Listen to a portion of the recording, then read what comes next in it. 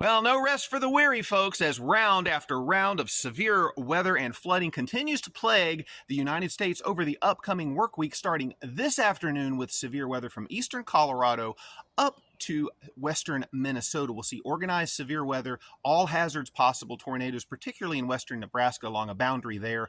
But later, we'll see line segments and clusters form, move off to the south and east through the evening, bringing swaths of wind damage gusting potentially 80 miles per hour or higher. So watch out for that. Large hail, baseball size, also possible. A little bit less in the way of activity tomorrow up and down the eastern seaboard from Columbia up South Carolina up into Springfield, Massachusetts. We'll see isolated severe wind possible, and then over into the central and southern plains tomorrow, isolated, maybe a little more scattered in the way of severe thunderstorms there, wind damage and hail being the primary threats. Multiple rounds of you just pop-up showers and thunderstorms eastern third of the country through the week, eastern half of the country really.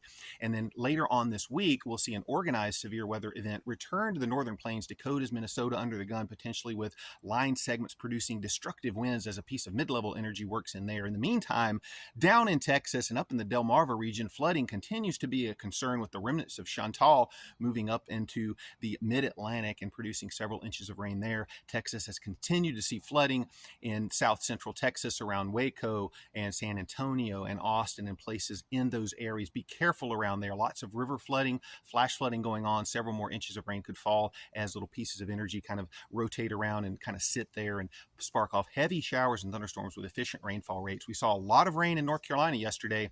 About 12 inches of rain fell up through the Piedmont sections between the Triad and the Triangle and even shut down parts of I-40 as Haw River rose over the interstate unbelievably. A lot of flooding there. So take those flood warnings seriously. Pay attention to weather today. We could see an active day in the plains. I've recorded a full video, put it on YouTube. Check it out, and I'll be back here tomorrow with another update. In the meantime, you all have a great day.